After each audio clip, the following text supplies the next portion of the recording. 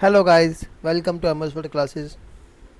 आज हम header and footer का टॉपिक कंटिन्यू करेंगे कि इसके अंदर हमें क्या क्या चेंजेस कर सकते हैं या हम अपने हिसाब से हेडर एंड फूटर कैसे बना सकते हैं, वो पढ़ेंगे आज हम। तो गाइस, टाइम वेस्ट ना करते वीडियो स्टार्ट करते हैं। तो हमारे पास ये पिछली वीडियो ये कंटिन्यू की, तो हमारे पास जहाँ हमने छोड़ा था हम वहीं पे हैं। सबसे पहले हम अपने हेडर को डिलीट कर देते हैं, रिमूव कर देते हैं।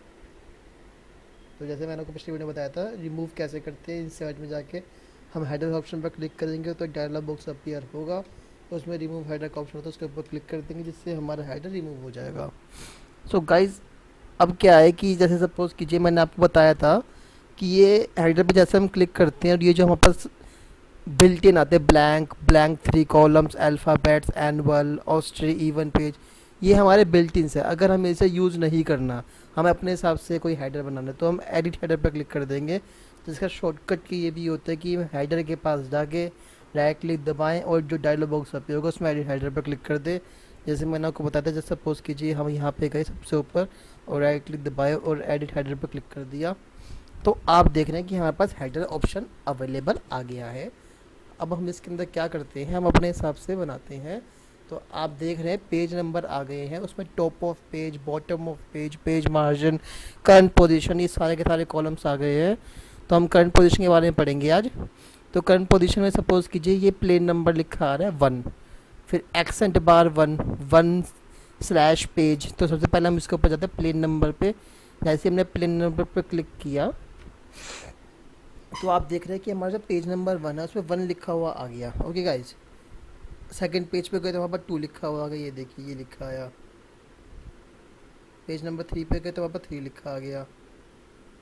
पेज नंबर 4 पे गए तो 4 लिखा आ गया। तो इसका मतलब ये है कि जितने हमारी शीट्स होती हैं उसके हिसाब से हमारी शीट्स को आगे कंटिन्यू रेगुलर करता रहता है। आपको ज़रूरी नहीं कि अगर आप पेज नंबर 1 पे कुछ कुछ करेक्शन कर रहे हैं, कुछ रेक्टिफिकेशन कर रहे हैं, कुछ चेंजेस कर रहे हैं, कुछ फॉर्मेटिंग चेंज कर रहे हैं, तो इसका मतलब ये नहीं है कि वो सारे शीट्स पे अप्लाई नहीं होगी। सारे शीट्स पे अप्लाई होती है, भले ही वो एडिटिंग आप फर्स्ट पेज पे करो, चाहे आप लास्ट पेज पे करो, चाहे बॉटम पेज पे करो। सपोज़ कीजिए मैं पेज नंबर 3 में एडिटिंग करता हूँ। सपोज़ कीजिए अब 3 है, अब इसके अंदर हम चेंजेस ये करते हैं कि करंट पोजीशन में हम एक्सेंट बार 1 लेके चलते हैं। इसके अंदर क्या है, हमारे पास न्यूमेरिक वैल्यू है, फिर स्लैश है, फिर पेज लिखा आ रहा है। ओके गाइज, तो आप देख रहे हैं कि इसके अंदर क्या हुआ है कि 3 ऑब्लिक पेज, फिर एंटर मार के मैंने 3 और लिख दिया दोबारा। तो इससे क्या हुआ कि हमने एक अपने हिसाब से हेडर बनाया है। और आप देख रहे हैं कि जैसे जैसे हम ऊपर जा रहे हैं 2 ऑब्लिक पेज एंटर 2, ऐसी फर्स्ट पेज पे 1 ऑब्लिक पेज एंटर 1। इसका मतलब ये है कि अगर हम किसी और शीट पे भी करेक्शन करते हैं तो इसका मतलब ये नहीं कि वो फर्स्ट पेज या सेकंड पेज पे अप्लाई नहीं होगा, वो ऑल शीट्स पे अप्लाई होता है। ओके गाइस, आपको आई थिंक यही वाली चीज़ समझ आ गई होगी। अब हम दोबारा एडिट हेडर पे जाते हैं। जैसे ही हम एडिट हेडर पे गए तो यहाँ पर कुछ एक्सेंट्स और हैं जिसको हम करेक्शन कर सकते हैं। सपोज़ कीजिए जैसे ये है, इसके अंदर में कुछ और एक्सेंट और डालना है, मतलब हमें कुछ और जो है हेडर करंट पोजीशंस और डालनी है। सपोज़ कीजिए ये हमारे पास इतनी सारी आ गई हैं, इसमें जैसे सब ये लार्ज इटैलिक्स है, हमें ये डालना हो तो हम ये डाल सकते हैं।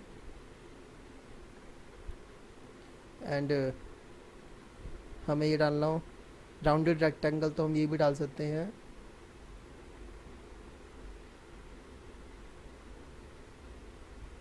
मोसाइक डालना तो मोसाइक डाल सकते हैं। तो अब सपोज़ कीजिए हमने ये सारे के सारे जो है स्टाइल्स ले लिए, इटालियन ले लिया, मोसाइक ले लिया, रेक्टेंगल ले लिया। और सपोज़ कीजिए जब सेकंड शीट पे जाते हैं तो आप देख रहे हैं सेकंड शीट पे भी सेम वही स्टाइल्स अप्लाई हो गए, लेकिन जो शीट चल रही है वो शीट ऑटोमेटिकली उसने अपडेट कर दी है। सपोज़ कि जब सेकंड शीट पे तो सेकंड शीट के हिसाब से ले लिया है, थर्ड शीट पे आए तो उसने थर्ड शीट के हिसाब से ले लिया है, फोर्थ पे आए तो उसने फोर्थ के हिसाब से ले लिया है। तो इसने ऑटोमेटिकली जैसे जैसे हमारे शीट्स बढ़ रही है वैसे वैसे ऑटोमेटिकली अपडेट किए जा रहा है। ओके गाइस, ये बस आपको क्लियर करने के लिए है। सपोज कीजिए हम धीरे धीरे से डिलीट कर देते हैं। सो अब हमारे हेडर में कुछ नहीं बचा। ठीक है, तो देख रहे हैं और शीट पे भी हेडर में हमारे पास कुछ नहीं बचा। सारी शीट्स हमारी ब्लैंक है। आई थिंक आपको ये चीज़ समझ आ गई होगी। अब हम दोबारा हेडर पे जाते हैं। अब हमने वो करंट पोजीशन के बारे में तो समझ लिया, अब हम आते हैं डेट एंड टाइम पे। डेट एंड टाइम पे हम जैसे ही क्लिक करते हैं डायलॉग बॉक्स हमारे पास अपीयर होता है, जिसके अंदर हमें डेट एंड टाइम और आपकी शीट वाइज वर्ड वाइज जैसे भी आप चाहते हैं वैसे आप अपडेट कर सकते हैं। सपोज कीजिए हमें ओनली डेट चाहिए,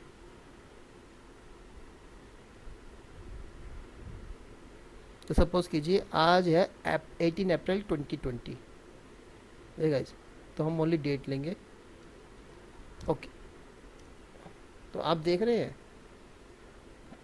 कि 18 अप्रैल 2020 हमारे हेडर में आ गया और वो हर शीट पे आ गया। ये देखिए पेज नंबर 2 पे भी आया है, पेज नंबर 3 पे भी आया है, पेज नंबर 4 पे भी आया है। ओके गाइस, अब इसके अंदर ही हमें आगे चेंजेस करने हैं।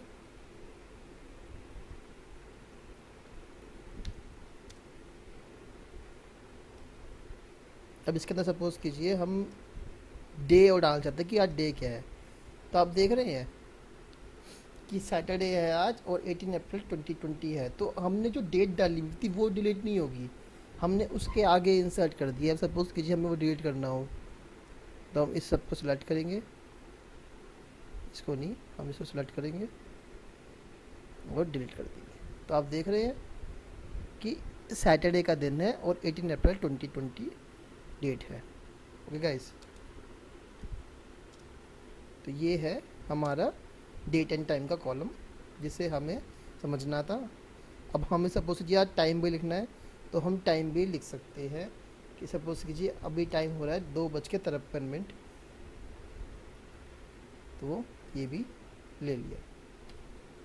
ओके गाइस, तो ये हर शीट पे अप्लाई हो गया ऑटोमेटिकली। आप देख रहे हैं सेकंड पे, थर्ड पे, फोर्थ पे, ये हर शीट्स पे अप्लाई हो जाता है। तो आप कुछ भी एडिटिंग करेंगे किसी भी शीट पे करेंगे तो वो हर शीट पे अप्लाई होती है। First of thing was that.